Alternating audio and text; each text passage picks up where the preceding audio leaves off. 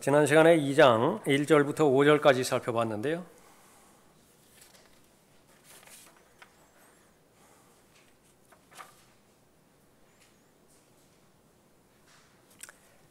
그 내용은 주의 천사가 이제 말씀하셨던 그런 그 내용이지요. 그 요지는 무엇이냐 그러면 먼저 가나안 땅에 들어갈 때에 미리 경고의 말씀을 주셨는데 그 땅의 거민들과 어떤 동맹도 맺지 말라. 그 거민들이 세운 모든 제단을 헐어버리라. 이 명령에 순종하지 않았습니다. 그래서 하나님의 명령에는 두 가지로 이루어져 있는데 하나는 긍정적인 명령과 또 하나는 부정적인 명령이에요. 긍정적인 명령은 하나님께서 보호해 주시리라고 하는 것, 하나님께서 복 주실 것이라고 하는 것, 하나님께서 열매를 맺게 해 주실 것이라고 하는 것이죠. 믿고 순종해야 됩니다. 그러나 그것이 의미가 있고 해서는 반드시 부정적인 명령이 병행해서 뒤따라야 되는데 그것은 무엇이냐 그러면 바로 오늘 이 본문에서 말하는 것처럼 하나님께서 분리하라 그러면 분리해야 되는 것입니다. 하나님께서 죽이라 그러면 죽여야 돼요. 오늘 역사적으로 가나안에 이미 살고 있는 이 거민들 죽여야 되죠. 또 우리들에게는 이 육신의 일들을 죽이라고 말씀하시죠. 성령 하나님의 역사, 성령 하나님의 능력을 통해서 죽여야 되는데요. 그거 죽이지도 않는다. 죽이지도 않고 기도한다고, 경배한다고, 또 하나님의 말씀을 무슨 공부한다고, 다 부질없는 짓들입니다. 바로 그 교훈을 이스라엘의 역사를 통해서 알려주시는 것이지요. 이것은 계속 재판관계 끝까지 갑니다. 이스라엘의 역사 끝까지 가고요. 이스라엘의 역사 끝까지 가는 것은 바로 대환란 때까지 그렇게 가는 거죠. 천년 왕국 바로 들어갈 때까지 계속되어지는 교리에 대한 원리예요. 2절 보십시오. 너희는 이 땅의 거민들과 어떤 동맹도 맺지 말며 너희는 그들의 제단을 헐라하였으나 너희는 내 음성에 복종하지 아니하였도다. 어찌하여 너희가 이같이 하였느냐. 이 말의 뉘앙스를 보면 하나님께서는 기대를 하신 것이죠. 이 정도 하나님께서 인도해 주시고 이 정도 하나님께서 보호해 주셨으면 마땅히 하나님의 말씀에 순종할 것이다. 근데 하나님의 기대에 못 미친 것이에요. 실망한 거예요. 3절에 그러므로 내가 또 말하기를 내가 그들을 너희 앞에서 몰아내지 아니하리니 그들이 너희 옆구리에 가시처럼 될 것이요 그들의 신들이 너희에게 올무가 되리라 하였노라 하니라. 그래서 하나님의 말씀에 순종할 때에는요 하나님의 성품이 있는데 그 하나님의 긍정적인 성품이 있습니다. 무엇이냐 하면 하나님의 사랑과 자비와 은혜와 보호하심과 은총 그러니까 이런 것으로 대해 주세요. 하나님의 말씀에 순종할 때에. 그러나 하나님의 말씀에 불순종하면 하나님의 또 다른 성품이 있는 것인데 그것은 뭐냐면 하나님의 질투와 하나님의 분노하심과 하나님의 오래 참지 않으심과 하나님의 심판의 성품이라. 그러니까 두 가지 중에 하나예요. 하나님께서 이스라엘 민족을 선택하셨다.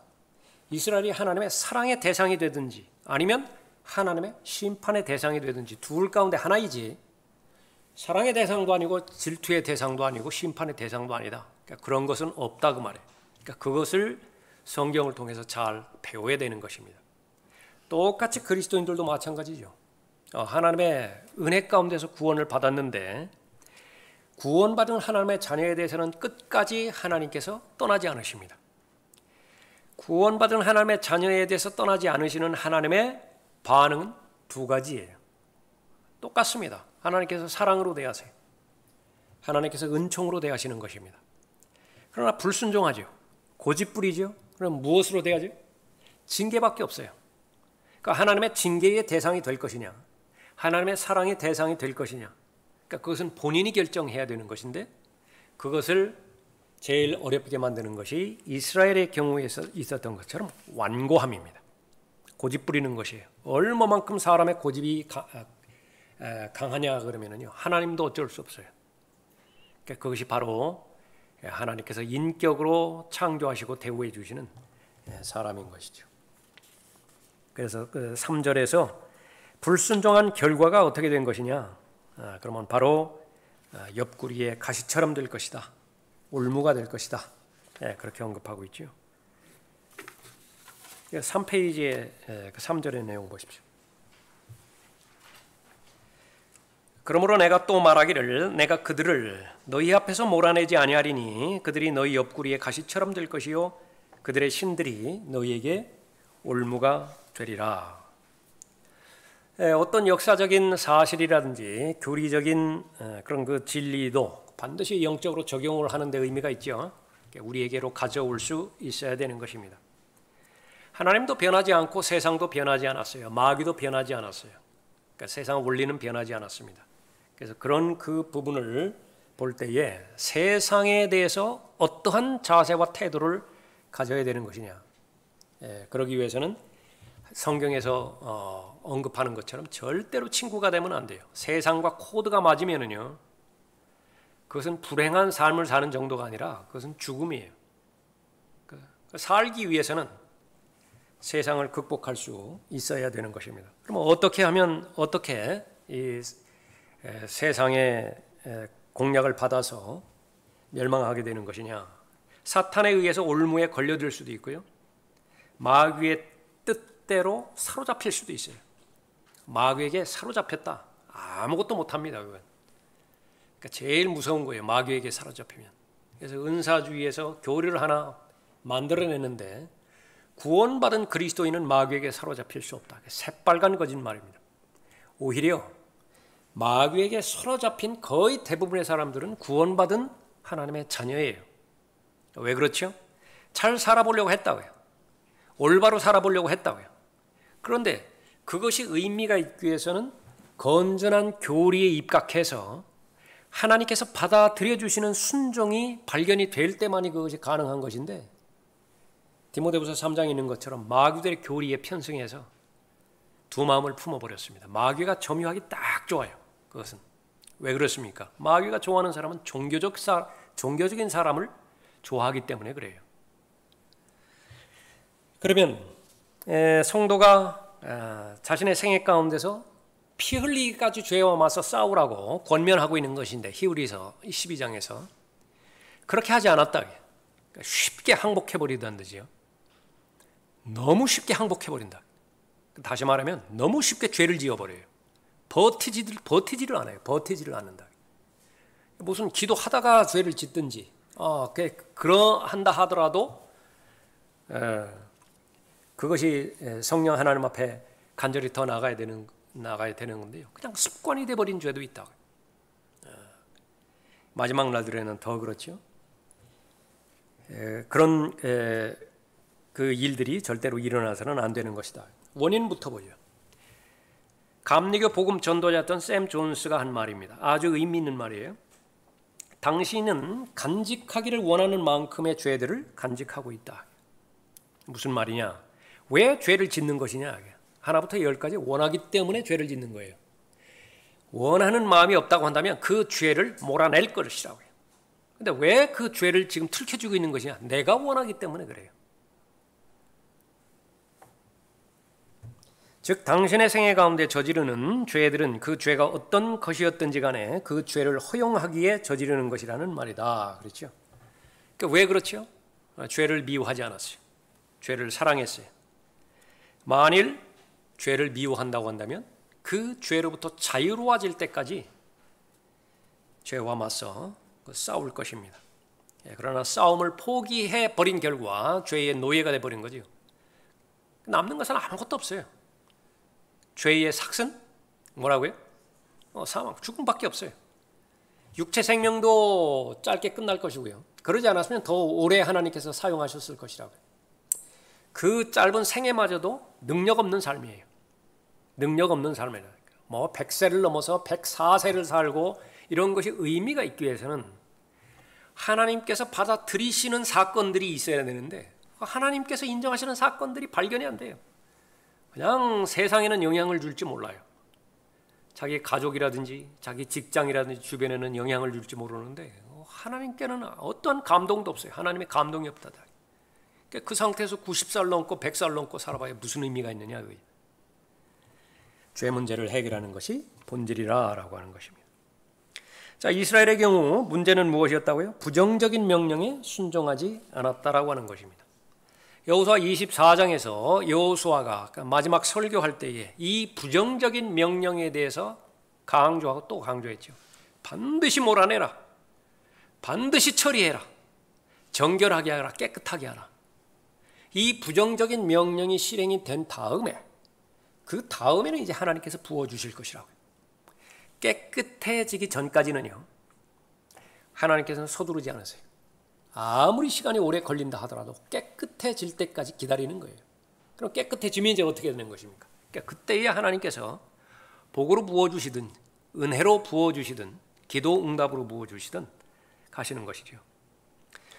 가장 심각한 것은 우상들을 제거하는 것입니다. 우상들을 제거하라고 그렇게 명령했음에도 불구하고 우리가 우상들을 제거하겠습니다 이 말은 안 해요. 여호수아 24장 읽어보면 그 말은 안 한다 그 말이에요. 그러니까 동의를 하지를 않는 것입니다. 그래서 하나님의 말씀이 좁은 의미에서 복음이 우리를 구원하는 복음이 하나부터 열까지 모두가 다 긍정적인 부분이라고 한다면요 구원받지 못해요. 당신을 향한 놀라운 계획을 가지고 있습니다. 하나님께서는 당신을 사랑하십니다. 예수 그리스도는 당신이 행복한 삶을 살기를 원하십니다. 그러니 교회 나오십시오. 하나님께서는 지금 계속 당신을 기다리고 계십니다. 그러니까 이런 것들로만 점철되어 있다면요 5분 뒤에 그 사람 죽으면 지옥에서 발견되는 것이라. 그것이 은사주의예요. 번영신학이에요. 기복신앙인 것입니다. 고린도전서 15장 3절부터 4절까지 나와 있는 복음의 내용 가운데서 75%가 부정적이라. 예수 그리스도께서 우리의 죄들로 인해서 죽으셨어요. 부정적이죠. 묻히셨어요. 부정적이라고요. 나머지 3분의 1은 부활하신 거예요. 세 가지 가운데서 단 하나라도 빠뜨리면 구원받지 못한다. 이스라엘의 경우는 어떻게 된 것인가? 바로 이 부정적인 명령에 순종하지 않은 것입니다. 마지막 절입니다. 구원에는 부정적인 면과 긍정적인 면 둘 다 필요하다. 중요한 말씀입니다. 하나님께 대한 회개와 부정적인 명이죠. 구원받으려면 하나님께 대한 회개가 있어야 돼요. 우리 주 예수 그리스도에 대한 믿음, 긍정적인 부분이죠. 동전의 양면입니다. 회개와 믿음이라고 해요. 그러니까 두 가지가 다 있어야 돼요. 사도행전 20장 21절 말씀입니다. 그러니까 구원 받는 데 있어서도 이 부정적인 명령에 순종을 해야 되고요. 그 다음에 구원 받은 다음에 성장하는 데 있어서도 마찬가지예요. 구원 받았는데 계속 더러운 곳에 있을 수 있어요. 구원 받았음에도 불구하고 계속 더러운 것 만지작거릴 수도 있어요. 그러면은 성경의 결론은 하나다. 법적인 출생은 일어났을지 모르지만 하나님께서 사법적인 선언을 해줬어요. 그러니까 형은 언도받지 않아요. 무죄 판결로 됐다고 말해요. 그러나 실제 삶이 없죠. 그러니까 열매를 맺지 못하는 것입니다. 그러니까 그것이 바로 데살로니가전서 1장 9절 말씀이죠. 그들이 우리에 관하여 스스로 말하는 것은 우리가 어떤 방법으로 너희에게 들어갔으며 또 너희가 어떻게 우상으로부터 하나님께로 돌아서서, 제일 먼저입니다. 우상으로부터 하나님께로 돌아서서 살아계시며 참되신 하나님을 섬기는지와. 그래서 우상으로부터 먼저 돌아서야 하나님을 제대로 섬기는 것입니다. 하나님의 나라에 대한 정의도 마찬가지죠. 로마서 14장 17절에서 하나님의 나라는 먹고 마시는 것이 아니라, 먹고 마시는 것은 무엇이죠? 구원받기 이전의 삶의 목표예요. 사람이 빵으로만 사는 것이 아니요, 그때 이 빵으로만 사는 삶이 있었죠. 육신입니다. 그러나 이제는 하나님의 입에서 나오는 모든 말씀으로 사는 것이죠. 두 가지 삶이 있어요. 마찬가지로 하나님의 나라는 먹고 마시는 것이 아니라, 먹고 마시는 것이 이제 수단이 된 거예요. 우리의 몸을 말하는 거죠. 성령 안에서 의와 화평과 기쁨이라. 그런데 의와 화평과 기쁨의 순서는 생명이에요. 기쁨이 먼저 오지 않아요. 화평이 먼저 오지 않아요. 반드시 앞에 오는 것이 의예요, 의. 불의가 제거될 때에 하나님께서 의로 인정을 해주시는 것입니다. 죄 문제가 해결될 때에 하나님의 의를 우리는 소유하는 것이고요. 그 다음의 순서로 하나님의 평안이 오는 것이고 그 결과 기쁨을 누리는 것이에요. 이걸 바꾸려고 한다고요. 기쁨을 제일 먼저 놓으려고 하는 것입니다. 그래서 성경적 원리는 유익이 되어지는 것이 아니라요, 하나님 보시기에서 무엇이 옳은 것이냐라고 하는 거예요. 그러니까 옳은 것을 추구를 해야 되는 것이죠. 그러니까 옳은 것을 추구하기 위해서는 이 부정적인 명령에 대해서 우리가 적극적으로 순종을 해야 되어지는 것입니다. 자, 6절부터 9절 봅니다. 여호수아가 백성을 가게 하니 이스라엘 자손이 각자 자기 유업으로 가서 그 땅을 소유하니라. 백성이 여호수아에 사는 날 동안과 주께서 이스라엘을 위하여 행하신 주의 모든 위대한 일을 보았던 여호수아보다 오래 산 장로들의 모든 사는 날 동안에 주를 섬겼더라. 주의 종 눈의 아들 여호수아가 110세가 되어 죽었더라. 그들이 그를 가스 언덕 북편 에프라임 산지의 팀낫 헤레스에 있는 그의 유업의 경계 안에 장사하였더라. 6절부터 9절까지는요, 믿음의 세대를 우선적으로 말씀하시고자 하는 것입니다.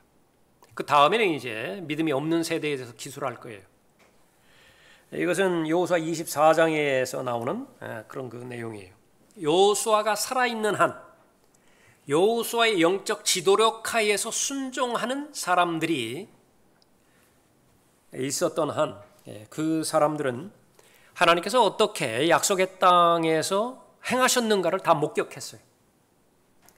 다 눈으로 보았던 것입니다. 하나님을 섬기는 데 어렵지 않았습니다. 그래서 하나님의 역사를 내가 경험하면 하나님을 섬기는 것은 어렵지 않아요. 그런데 이 시대의 경륜은 무엇이냐 그러면 보는 것으로 믿는 것이 아니라 보지 않는 것으로 믿는 것을 하나님께서는 대단히 중요하게 여기십니다. 오늘 기도할 때도 그렇게 기도드렸지만은요, 예수님의 음성을 단 한 번도 들은 적이 없다고요. 예수님의 초자연적인 접근, 그러니까 그런 것을 한 번도 경험한 적이 없어요. 그냥 평이하게 기록된 말씀에 계시되어 있는 하나님의 은혜를 믿었거든요. 이 믿음은요, 다른 어떤 표적과 기적과 이적을 통해서 믿는 믿음보다도 비교할 수 없을 정도로 하나님께서 귀히 여기시는 것입니다. 그래서 이 보지 않고 믿는 믿음이 얼마나 귀한 것이냐, 예수님의 제자 가운데 도마의 예를 통해서도 또 하나님께서 이렇게 보여주시죠. 믿음입니다. 그래서 이 믿음으로 경험한 경험, 내가 눈에 보이지 않는 분을 눈에 보이는 분처럼 믿었잖아요. 그랬더니 하나님의 약속의 말씀이 나에게 실현이 된 거예요. 그러니까 이것은 나의 간증입니다. 아무도 빼앗아가지 못해요. 아무도 나의 믿음을 강제로 부인시킬 수 없다고 말해요. 그러니까 그것이 힘이지요. 그 능력으로 하나님을 섬기는 것입니다. 자, 여호수아와 그 세대가 다 죽었어요. 그 다음 세대들은 시간이 얼마 되지도 않았음에도 불구하고 믿음을 버리고 우상 숭배에 빠져버렸습니다. 10절, 또 그 세대도 모두 그들 조상에게로 합쳐졌고 그들 후에 다른 세대가 일어났으나 그들은 주를 알지도 못하며 주께서 이스라엘을 위하여 행하신 일도 알지 못하였더라. 하나님께서 이렇게 행하신 것을 보았던 사람들, 여호수아의 세대지요. 올바른 일을 하려고 했었고 올바른 위치에 머무르려고 최선을 다했던 것입니다. 그래야 그 사람들이라고 왜 오른편 왼편으로 치우치지 않았겠어요. 그러나 그때마다 바로 잡을 의향이 있었던 것입니다. 마음의 의지가 있었던 것이. 그런데 그 하나님의 역사를 보지 못하는 세대가 왔죠. 그들 모두는 다 산산이 흩어져 버렸습니다.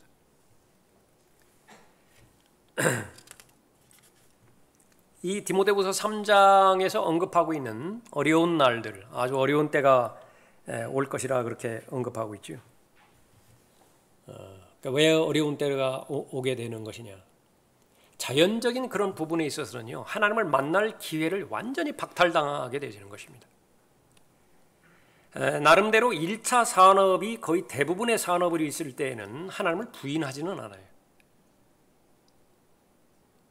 농업에 종사한다든지 어업에 종사한다든지 무슨 숲의 환경에서 그렇게 자란다든지 농부가 그 씨를 심으면은 그것이 이렇게 자라가지고서요 그 곡식을 이렇게 맺고 하는 그 부분들은 그 사람이 배움이 이렇게 짧다 하더라도요 세상 학교에서 배우지 못하는 지혜를 얻는 사람이거든요. 그런 사람들이 다 구원받는다 그 말은 아니지요. 그러나 하나님의 존재를 부인하는 가능성, 확률은 현저하게 낮게 되어지는 것입니다. 그러나 점점 도시로 2차 산업 넘어서 3차 산업 넘어서 지금 정보 산업이나 그렇게 내죠. 이것은 모두가 다 거의 대부분 하나님이 없다라고 하는 사실에 대해서 세뇌된 세대이기 때문에요. 제일 근간에 대해서는 하나님을 두려워하지 않아요. 하나님을 두려워하지 않는 세대라고요. 그래서 무슨 성적인 변태 행위들이 나타나는 거 있죠. 동성연애라든지 이런 부분들은 이런 그 농촌이라든지 이런 데서 일어나는 것이 아니라 모두가 다 도시에서 일어난다. 지금 그 미국 같은 경우는 그 샌프란시스코라든지 뉴올레앙즈라든지 이런 부분에서 한다. 왜 그런 것이냐? 돈이 흘러 넘쳐요. 넘치는 돈 가지고 무엇을 해내는 거냐? 하나밖에 없습니까? 오락을 하든지 쾌락을 하든지 해야 되는데 쾌락을 계속 추구하다 보니까 이 악한 일들의 그 악한 일의 절정을 그렇게 맞이하게 되어지는 것이죠. 다 하나님을 모르는 세대예요. 그렇게 해서 하나님 앞에 거의 가능성이 없는 세대로 전락하게 되어지는 거죠. 6페이지의 그 두 번째 문단 보십시오. 이스라엘 전체 세대는 하나님께서 가나안인들과의 전쟁에서 이스라엘을 위해 싸우신 사실을 전혀 보지 못한 세대이다. 그들은 남아있는 가나안인들을 몰아내지 않았다. 그들의 조상들이 지녔던 하나님의 약속도 주장하지 않았다. 그래서 하나님께서 고의적으로 행하신 부분이 있는데 죄를 남겨놓은 부분입니다. 이게 무서운 진리예요. 하나님께서 고의적으로 죄를 남겨놓아요. 하나님께서 고의적으로 거민들을 남겨놓습니다. 왜 그런 것이냐? 주께서는 이 이방 민족들이 가나안에 남아있도록 허용하셨는데 이는 다음 세대에게 전쟁을 가르치기 위함이었다. 전쟁 좋아하는 사람은 없습니다. 모두가 다 평화를 원하죠. 그러나 전쟁을 통과하지 않는 평화는 가짜 평화예요. 반드시 전쟁을 통과해서 그 결과로서 주어지는 평화, 그것이 진짜 평화니라. 그리스도인도 마찬가지죠. 물리적인 전쟁도 있고요. 물리적인 전쟁에 있어서는 선으로 악을 이기라 그 말입니다. 악으로 악을 그렇게 이기라 그렇게 말하지 않았어요. 믿음의 싸움을 싸우라 그렇게만 말하지 않고요. 믿음의 선한 싸움을 싸우라 그렇게 말씀하셨어요. 지저분한 싸움, 얼마나 많은 사람들이 걸려드는지 아세요? 처음에는 선한 싸움을 하려고 했다고요. 말씀에 입각해서 기도에 입각해서 했다고요. 그러고 얼마나 가요? 계속해서 자기를 부인하는 것만이 믿음의 선한 싸움에서 승리를 쟁취하는 것인데 인내하지 못해요. 성령의 열매를 맺지 못하니까요. 말씀이 결실의 열매를 맺기 위해서는 반드시 인내의 과정을 통해서 30배이든 60배이든 맺게 되어 있는데 인내를 해본 적이 없어요. 그만큼 약한 세대라 그 말이죠. 그 다음에 이제 다 걷어쳐버리는 것입니다. 말씀이고 기도고 다 걷어쳐버려요. 그리고 막 혈로 육으로 싸워버리는 것입니다. 그러니까 나중에는 이제 다 상대방은 마귀가 되는 거예요. 상대방은 다 사탄이 되어져 버리는 것이다.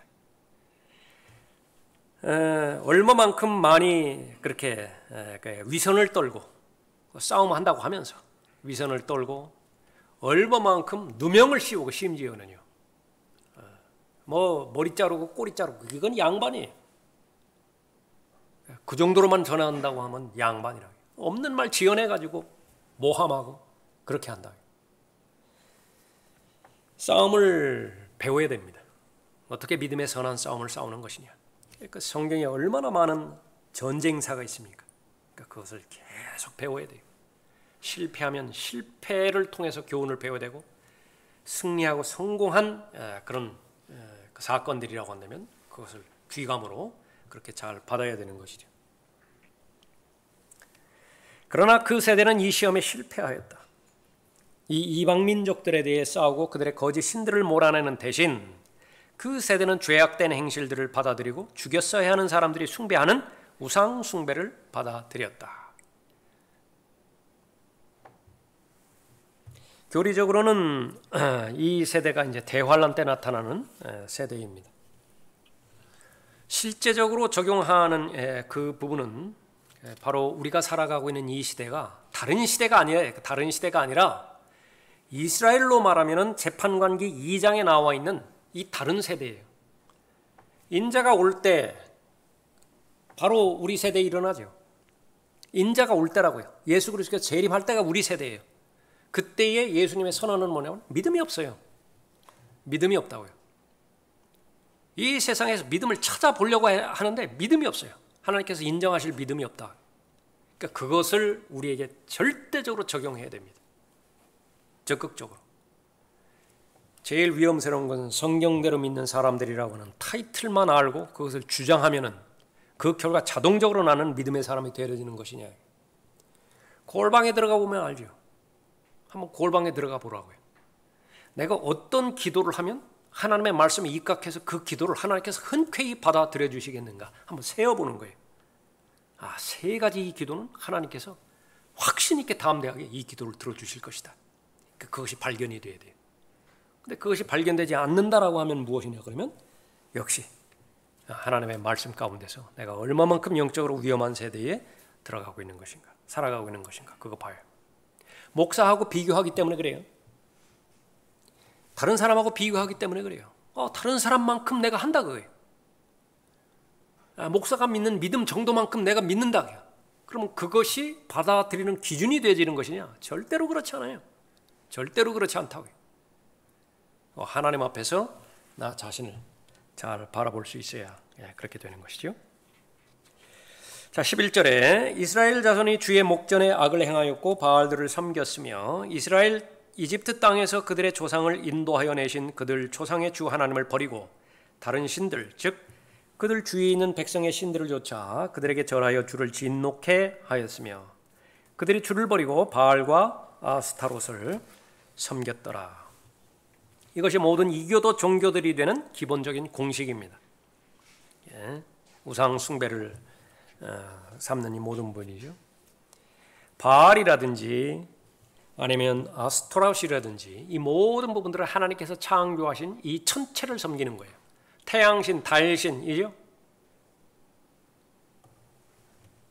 하늘의 군상들을 섬기는 것입니다.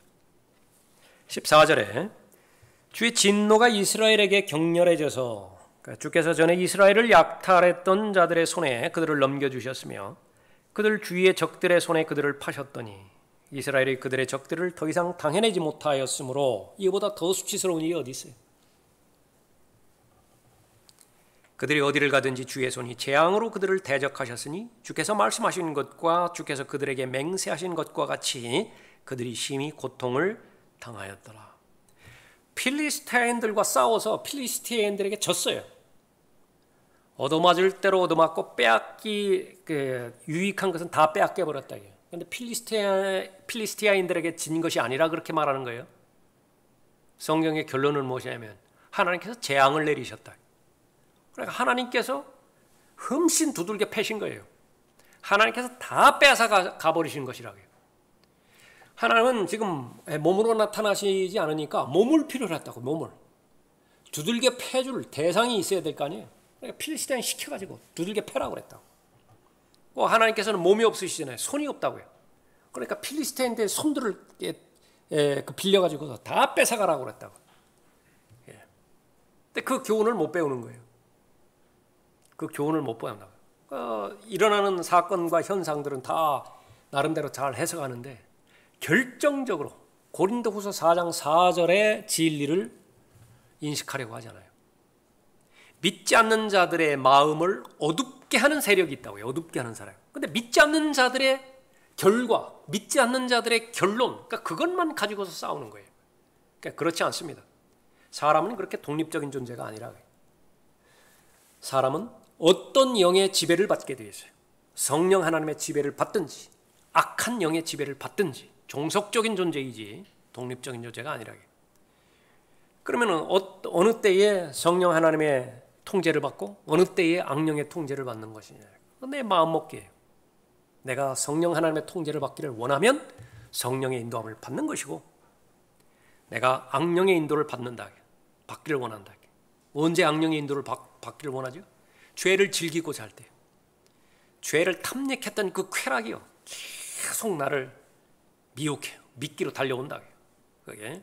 그럼 내가 결국 원해버려요. 거기에서 바로 하나님의 손이 재앙으로 그들을 대적하셨다라고 하는 그 부분이죠. 그들이 심히 고통을 당하였더라. 모세가 이스라엘이 하나님을 진노케 할 것에 대해서 신명기 4장에서 예언했다 그랬죠. 예언으로 말씀하셨습니다. 하나님께서는 이스라엘을 사랑하셨는데, 하나님께서는 이스라엘을 보호하셨는데, 언젠가 되면 하나님께서 그 이스라엘을 대적하실 것이다. 근데 그때가 언제냐? 배고플 때 아니라, 추울 때 헐벗을 때 아니라, 언제냐? 편안할 때, 배부를 때, 살찔 때. 이것이 인간 본성인 것을 절대로 잊어서는 안 돼요. 절대로 잊어서는 안 된다. 다른 사람 이야기가 아니라 나도 편안하고 살찌고 특별한 문제거리도 없고 그럴 때는 영적으로 긴장해야 돼요. 계속 긴장해야 돼요. 베풀어 주신 은혜에 대해서 감사하지만은요, 이 부분이요, 기도가 단절되어지고 말씀을 묵상하는 것이 단절되어질 때는 겉으로 보이는 그 복이요, 재앙으로 얼마든지 다가올 수 있어요. 그래서 어느 누군가가 이야기했다. 기도하지 않고 얻은 재물, 기도하지 않고 얻은 복에 해당되지는 부분들 얼마든지 재앙으로 눈을 찌를 수 있다. 그것은 말씀만큼이나 올바른 명제입니다. 이스라엘의 역사를 통해서 볼 수 있어야 돼요. 신명기 31장 20절의 말씀이고 신명기 4장 25절의 말씀이죠. 그러면 언제 이 사람들이 이렇게 긴장이 느슨해지는 것이냐? 싸움 멈출 때예요. 이스라엘의 역사는 전쟁 역사입니다. 언제까지 전쟁을 해야 되죠? 천년 왕국 들어갈 때까지 전쟁은 그치지 않아요. 계속 싸워야 된다고. 우리도 마찬가지죠. 들림받아 올라갈 그때까지 우리는 전쟁 역사예요. 교회가 두 가지 교회로 그렇게 해서 구분을 해놨죠. 영광을 받는 교회라고. 이것은 하늘의 교회를 말하는 거예요. 들림 받을 때에 영광 받는 교회라고. 그래, 영광 받기 전에 이 지상에 남아있는 교회는요, 밀리턴트예요. 밀리턴트 처치라고. 투쟁적인 교회예요. 계속 싸워야 돼요. 그러면 교회에 문제가 일어나는 것은 언제 일어나는 것이냐? 가정의 문제라든지 개인의 문제가 일어날 때는 본인의 삶을 아무리 씻고 봐도 투쟁이 없어요. 싸움이 없다고요. 전쟁이 없어요. 그러면 정말로 이 시대가 화평의 시대이냐? 화평의 시대가 되려고 한다면요, 의의 왕이고 화평의 왕이신 예수 그리스도께서 오셔야 돼요. 그러면 화평이 된다고요. 안 오셨다고요. 안 오셨는데 화평 부르짖는 자들은 은사주의, 번영신학, 기복신학 추구하는 사람들 외에 누가 그렇게 부르짖느냐. 그 분별력을 가지고 잘 살펴봐야 되는 것입니다. 싸움을 멈추고 뒤에 앉아서 노닥거릴 때 그들 가운데 머무르고 있는 이방인들이 섬기는 거짓 신들에게 돌아갈 기회가 주어진다. 거짓 신들에게 돌아갈 시간이 주어지는 것입니다. 여가 시간 많은 거 조심하세요. 여가 시간 많은 거지. 훈련이 되지 않은 상태에서 여가 시간을 많이 가졌다. 그거 타락하기 딱 좋습니다. 여러분이 누구냐? 마음에 생각하는 것이 바로 자신이라고 잠언에서도 말씀하시죠. 또 하나 현실적인 것은요, 여러분이 해야 될 의무 다 끝냈어요. 여가 시간이 주어졌습니다. 1시간이든 4시간이든 6시간이든 그때 뭘 하여? 그러니까 그것이 여러분이 다른 사람하고는 아무 상관이 없습니다. 그러니까 내 마음대로 할 수 있는 기회가 있고 내 마음대로 쓸 수 있는 기회가 있을 때 나는 뭘 하느냐고요. 그것이 바로 싸움을 멈추지 말아야 될 그런 이유가 되는 것이죠. 한가한 마음은 마귀가 일하는 일터이다. 그런 격언이 있다 그랬습니다. 한가한 마음, 마귀가 일하기 좋은 일터다. 일하기를 멈추고 공부하기 멈추고 다투기를 멈출 때 바로 시간을 다른 것으로 채워야 되는데 그걸 찾아 나서는 것인데 현실적인 부분은 거의 대부분은 마귀적인 것들이에요. 무슨 발명품들이 일어나고 그래서 주부의 시간을 아껴준다, 뭐 직장인의 시간을 아껴준다 해가지고 막 뭐 엄청난 많은 기기들 기명들이 나타나죠. 그럼 그 아낀 시간은 뭘 하려고 하는 것이냐? 그 마귀에게 고스란히 바치는데 거의 대부분이 그 시간을 하나님을 위해서 쓰는 것이 얼마나 건설적이고 생산적이겠습니다만은 그러나 현실은 그렇지 않다. 누가 그렇죠? 훈련되지 않으면 그렇다고요. 말씀과 기도의 훈련이 되어지지 않으면 아는 거예요. 그래서 말씀과 기도의 훈련이 되어졌을 때 하나님께서 주시는 복은요, 맛을 아는 거예요. 맛을 아는 것이라. 그래서 하나님의 말씀에 전념하고 하나님의 말씀으로 주는 기쁨을 가지고서 은혜의 보좌 앞으로 나아가는 것은요, 그 맛을 본 사람은 그걸 포기하지 않는 것입니다.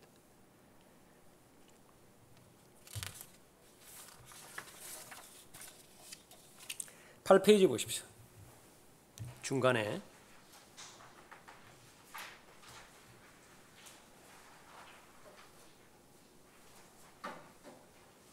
하나님은 질투하시는 하나님이시다. 하나님께서는 당신이 하나님의 전능하심 은혜를 거부하고 당신을 위해 아무것도 해줄 수 없는 어떤 것들에 대해 기도할 때 당신에게 분노하신다.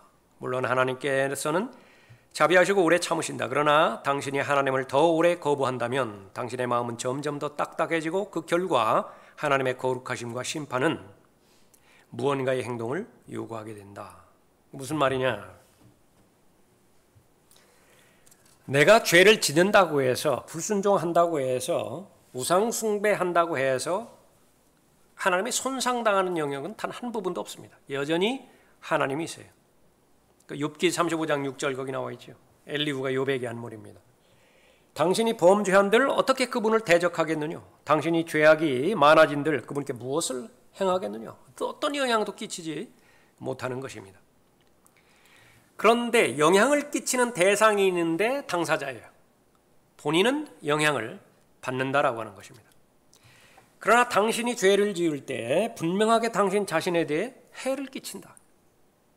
하나님께는 손상이 없어요. 그런데 나에게는 해가 끼치는 것입니다. 하나님께서는 나에 대해서 사랑으로 다가오실 수도 있지만은요, 그 하나님의 사랑을 거부를 하면 증오로 나한테 다가오셔요. 이것을 깨달아야 되는 것이죠.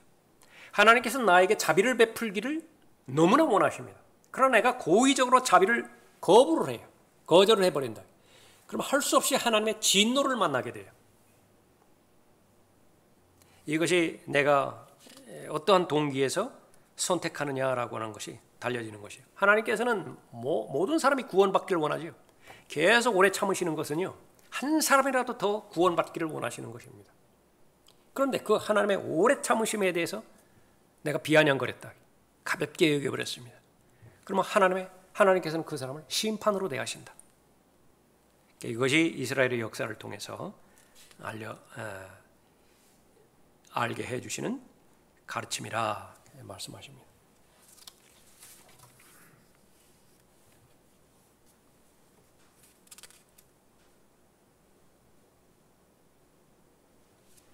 (9페이지에) 보면 중간에 보면요, 구약 성경 전체를 통하여 유대인들은 하나님으로부터 돌아섰고 금송아지 바알, 아스타롯, 램판, 크모스, 밀콤, 몰렉, 누스탄 등을 따랐다. 그 절정은 하나님의 아들을 거부하는 것이었고 그를 로마에 넘겨주고 십자가에 처형한 것이었다. 그랬죠?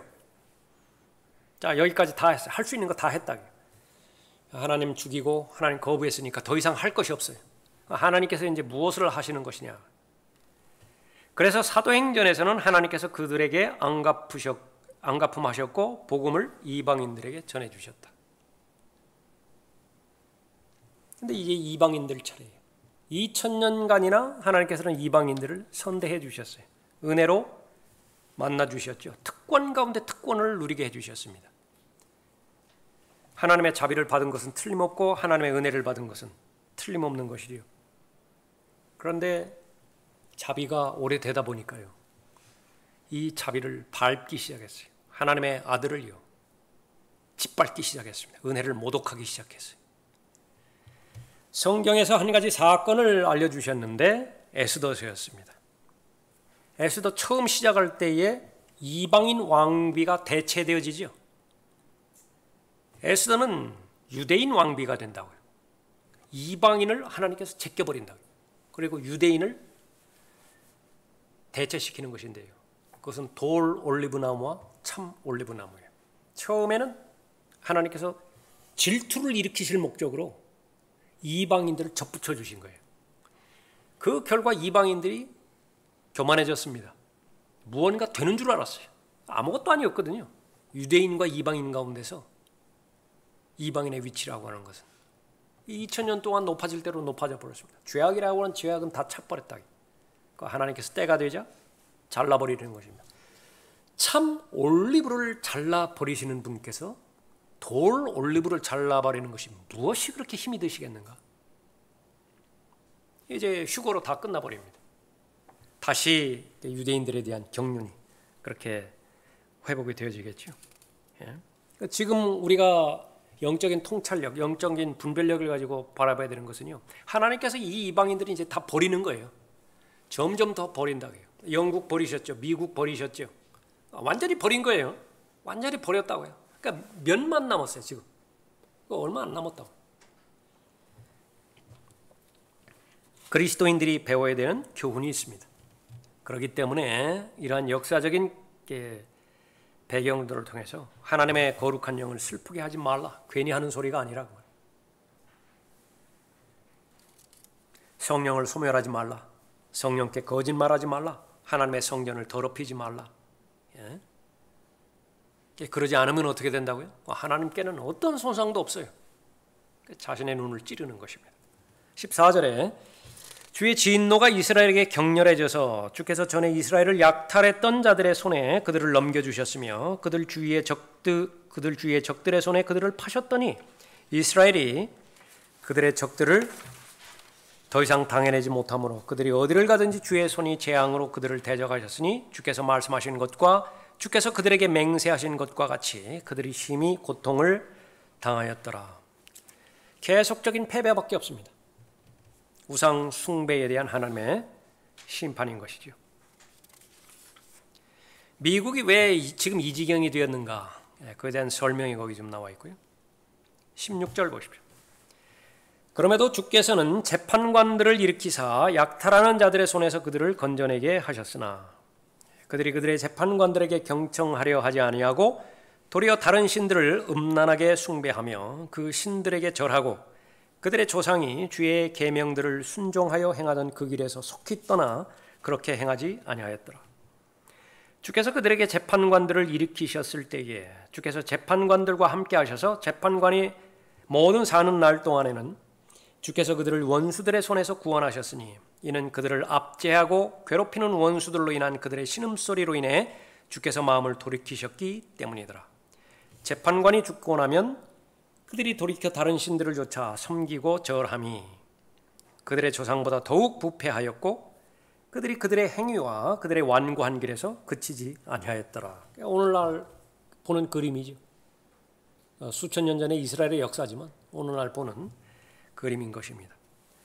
자, 계속되는 패턴 1번부터 4번이 있죠. 첫 번째 배교합니다.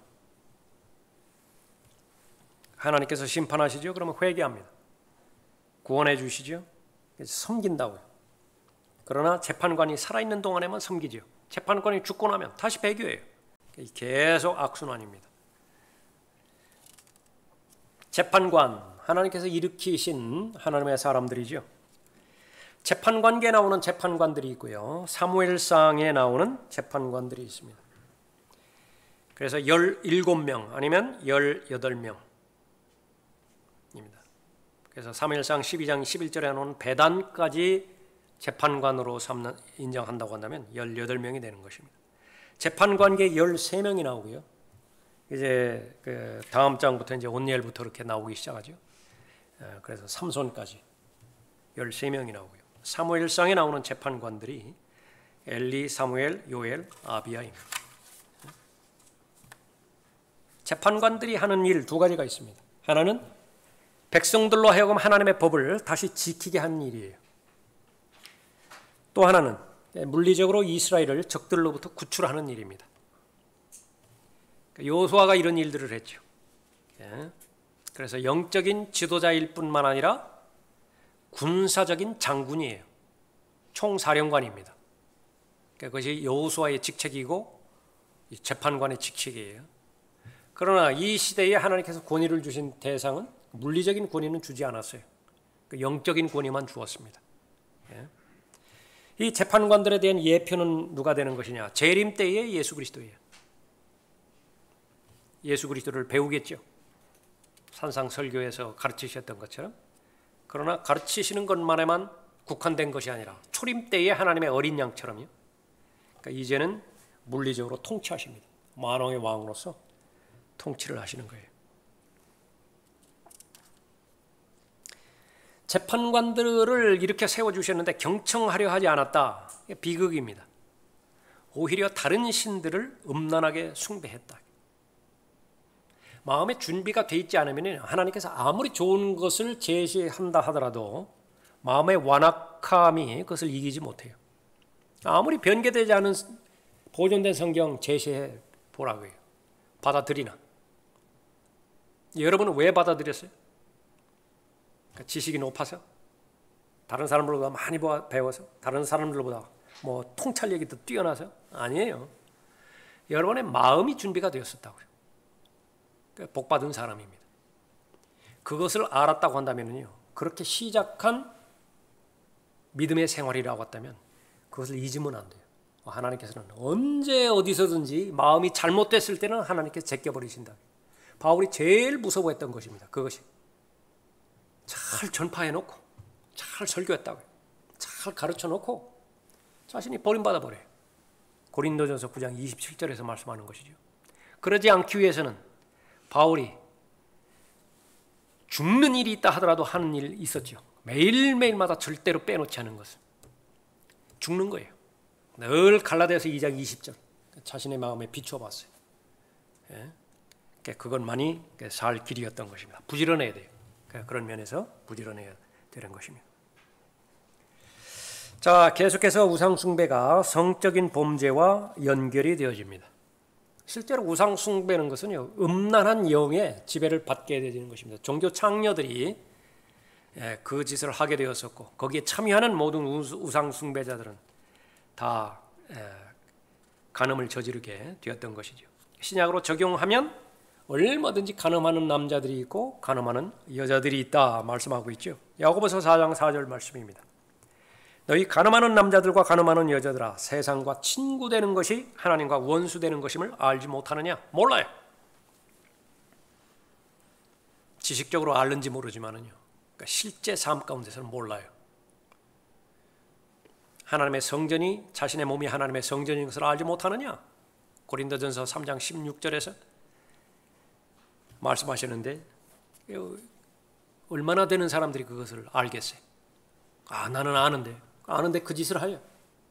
아는데 그 짓을 하느냐고요. 믿음과 실행에 있어서의 최종 권위가 무엇을 말하는 것인지 다시 한번 우리가 보는 대목이죠. 자, 죄악된 이 세상 제도와 노닥거릴 때에, 그리고 세상과 일치될 때에, 세상을 사랑할 때, 그것은 실제적으로 아내가 남편을 떠나서 다른 남자에게 가는 것과 똑같다라고 하는 것을 알려주는 것입니다. 그래서 예수 그리스도께서 다시 오실 때까지 고린도후서 11장에서 중매한 사도 바울의 입장에서 제일 중요하게 여기는 것은 무엇이냐? 그 순결 유지하라. 옛 뱀이요. 옛 뱀이 이불을 더럽혔던 것처럼 지금도 얼마든지 더럽힐 수 있는 것이에요. 간음을 저지르게 만드는 것이다. 그러니까 그것이 제일 걱정이라 말했다고요. 뭐 대단한 일을 하고 그것은 결과일 뿐이라. 제일 먼저 중요한 것은 순결을 지키는 거예요. 순결. 하나님께서도 말씀하셨죠. 내가 거룩하니 너희도 거룩하라. 이렇게 말씀하신 것입니다. 자, 18절에서 중요한 교리는요. 주께서 마음을 돌이키셨다라고 하는 부분이 나오죠.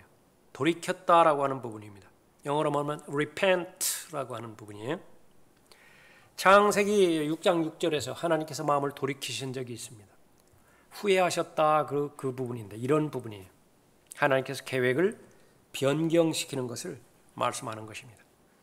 자, 하나님께서 변경시키지 않는 부분이 있고 변경시키는 부분이 있습니다. 11페이지 제일 마지막 줄이죠. 주께서 결코 돌이키시지 않으실 이미 확정된 예언이 있다. 대표적으로 민수기 23장 19절이에요. 한 번 하신 말씀은 사람이 아니기 때문에요. 결코 돌이키지 않으세요. 한 번 하신 약속은 반드시 지키신다 말씀하십니다. 그러나 사람과 관련되어서 특별히 심판에 있어서 회개와 관련된 심판이죠. 하나님께서는 얼마든지 마음을 바꾸실 수 있다라고 하는 것입니다. 그 요건은 바로 사람이 어떤 마음을 품느냐라고 하는 거예요. 요나서 3장 5절부터 10절까지의 내용은요. 이 아시리아인들, 니느웨지요. 니느웨 사람들이 하나같이 회개했다고요. 마음을 돌이켰다 그 말이죠. 그래서 하나님도 마음을 돌이켰어요. 열왕기상 21장 29절도 그렇게 그런 맥락이고요. 이 부분에 대해서 칼빈은 전혀 몰랐기 때문에 회개가 선택받은 자들에게 하나님께 주시는 선물이라 이렇게 잘못 가르친 것이지요. 여기에 다 세뇌가 돼버렸어요. 하나님의 은혜가 아니면 회개도 못해요. 회개도 하나님의 섭리 가운데 있어야 회개한다 그렇게 그 말하는 거예요. 그러나 회개는 하나님께서 주신 명령이에요. 순종하라고 주신 명령이지 칼빈이 이렇게 말한 것처럼 선택받은 자들에게만 주는 하나님의 선물이 아니다라고 하는 것입니다.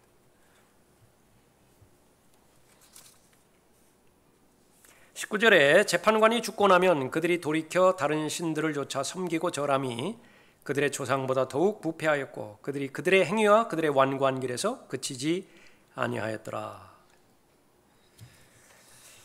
우리 모두가 가지고 있는 현실적인 문제 바로 자아죠. 자아, 완고한 그런 마음입니다.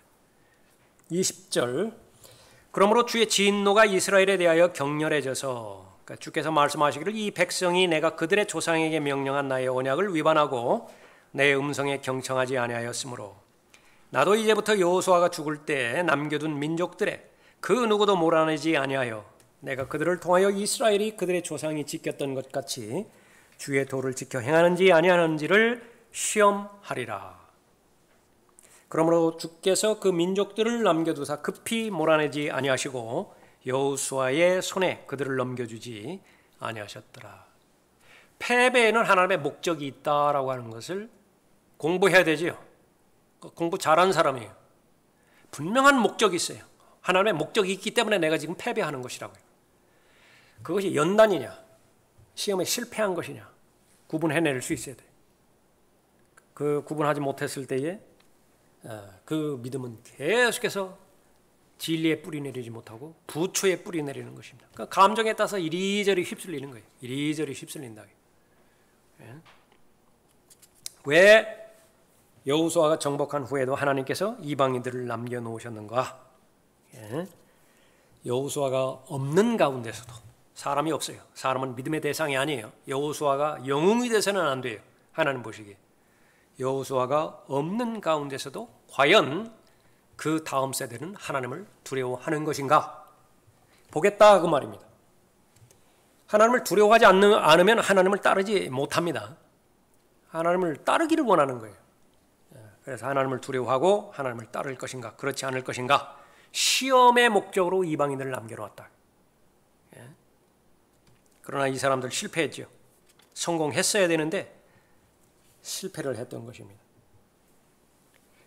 동일한 일이 그리스도인의 삶에서도 일어난다 그랬죠.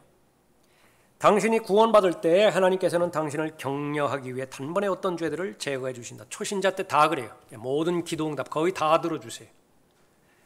내가 하나님 섬기고 하나님 앞에 경배드리고자 하는데 걸림돌이 된다. 그거 거의 대부분 다 치워주신다고 말해요. 그러나 다른 죄들을 남겨놓으시는데 그 이유는 당신이 싸울 때 승리를 주시는 하나님을 전적으로 신뢰하는지 보시고자 하는 것이다. 믿음이 필요해요. 믿음을 늘려주시기 위해서요. 처리해야 될 죄를 간간히 남겨놓으신다. 근데 만약에 여기에 대해서 하나님 신뢰하지 못하고 하나님의 방법대로 하지 못하면은요, 이 남겨놓은 죄 때문에 그 사람 망해요. 중독에 빠질 것이고요. 반드시 중독에 빠질 것이라고요. 그 처리되지 않은 죄 때문에. 그리고 하나님을 위해서 조금 그 영역을 벗어나려고 할 때, 다음 단계로 도약하고 할 때 마귀가 그걸 절대로 허용하지 않아요. 올라갈 때까지 그대로 놔둔다고요. 그대로 놔둬요. 그 사람 한계를 아는 거예요. 한 걸음 더 올라가면 이제 이 사람은 믿음은 견고해진다고요. 마귀가 그것을 알기 때문에 그 산에서 밑둥을 쳐버려요. 와르르 무너진다고요. 와르르 무너져요. 상심하겠죠. 체념하겠죠. 좌절하겠죠. 그러나 또 한 번의 설교로 기회를 얻는 거예요. 또 한 번의 교제로. 그래서 다시 기도 생활이, 막혔던 기도 생활이 다시 시작이 된다.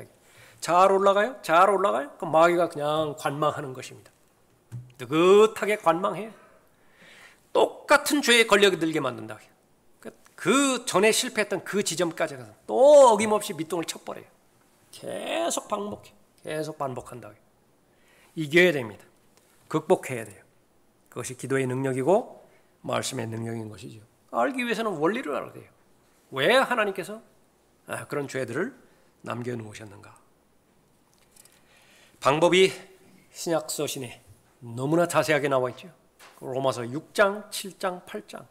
여러분의 매일의 양식이 되면 돼요. 요한일서 1장 7절, 8절, 9절. 여러분 하나님의 입에서 나오는 여러분의 양식이라. 예수 그리스도의 보혈의 그 능력인 것이죠. 기억해야 되는 것은 하나님께서 시험을 보내실 때, 연단을 허락하실 때 패배하기 위한 목적으로 절대로 보내시지 않는다라고 하는 것입니다. 선을 이루게 하기 위해서 보내신 것이에요. 로마서 8장 28절이죠. 우리가 알거니와 하나님을 사랑하는 자들 곧 그분의 목적에 따라 부르심을 받은 자들에게는 모든 일이 합력하여 선을 이루느니라. 그냥 내버려두면 선을 이루는 것이 아니라 피 흘리기까지 맞서 싸워야 되는 믿음을 하나님 앞에 고수해 드려야 되고요. 죄에 대한 하나님의 뜻이 무엇이냐? 극복하고 싸워서 승리를 원하는 것이 하나님의 뜻이라고 발견이 됐을 때에 죽기까지 순종하는 거예요. 죽기까지 신실하게 순종하는 것이죠. 그러면 말씀을 이루는 것입니다. 자, 결론이죠. 하나님께서 당신을 연단 가운데 넣으실 때 당신의 유익을 위한 것이다. 당신을 더 나은 그리스도인으로 만들고자 하십니다. 욥의 고백이죠. 그러나 그는 내가 택한 길을 알고 계시니 그가 나를 연단하시면 내가 금같이 나오리라. 언제 정년 과정이 맞춰지는 것이냐? 모든 불순물이 다 제거될 때입니다. 그때까지는 계속 정년 과정이 지속될 것이에요. 하나님께서 당신의 삶 가운데 죄들을 남겨놓으셨을 때 그 죄들에 대해 당신이 승리하기를 원하시는 하나님의 뜻이 있는 것이다. 전쟁을 배워야 돼요. 싸우는 법을 배워야 된다고 말해요. 부부가 됐습니까? 남편과 아내가 싸우는 법을 알아야 돼요. 그러지 못하면 어떻게 돼요? 마귀가 휘저어버린다. 결코 죄가 당신을 이기게 할 목적이 아니다. 세상과의 투쟁, 육신과의 투쟁, 마귀와의 투쟁은 당신을 정결케 한다. 결코 당신을 그것들을 노예로 만드는 것이 아니다. 근데 만약에 지금 노예로 돼버렸다고 한다면 그건 절대로 하나님의 뜻이 아니에요. 절대로 하나님의 뜻이 아니라고. 그러나 그렇게 되기 위해서는 우상들을 먼저 버리는 것으로 시작해야 되고 당신 자신을 하나님께 드리는 것으로 시작해야 된다. 당신 몸의 지체들을 주님께 드리는 것으로 시작해야 된다. 그리고 나서 믿음의 선한 싸움을 싸워야 된다. 아무나 믿음의 선한 싸움 싸우는 거 아니에요. 헌신하지도 않았는데 무슨 믿음의 선한 싸움을 싸운다고 어디서 들은 것은 있고 그렇게 해서 하는 무슨 그 싸움이 이루어지는 것도 아니다. 먼저 해야 될 것이 있어요. 다시 한번 우리가 확인합니다. 부정적인 명령이 있어요. 긍정적인 명령이 있죠. 우리는 둘 다 순종할 수 있어야 되는 것입니다. 자, 우리 찬송 한 장 하십시다.